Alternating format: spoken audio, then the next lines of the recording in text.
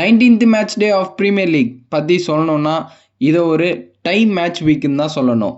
S, பல matches டிரால முடிஞ்சிருக்கு. இந்த ரெண்டு டீம்ஸை பற்றி பேசி ஆகணும். ஒன்று சதர்லாண்ட் இந்த சீசன் ஆரம்பிச்சதுலேருந்தே சூப்பராக ப்ளே பண்ணிட்டு இருக்காங்க. அண்ட் அகைன் மேன் சிட்டிக்கு அகைன்ஸ்டா இப்போ ட்ரா பண்ணியிருக்காங்க.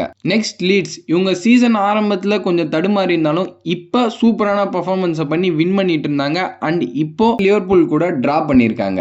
செல்சி அண்ட் பர்ன்மவுத்தோட மேட்ச்மே ஷாக்கிங்காக ட்ரால முடிஞ்சிருக்கு. வெஸ்ட் ஹாம் அண்ட் பிரைட்டனோட மேட்ச் 2-2 ட்ரால முடிஞ்சிருக்கு. And again poor performance by Manchester United உல்ஸ்க்கு அகைன்ஸ்டா 1-1 ட்ரா பண்ணியிருக்காங்க. கிறிஸ்டல் பேலஸ் அண்ட் ஃபுல்ஹாமோட மேட்ச்மே 1-1 ட்ரால முடிஞ்சிருக்கு.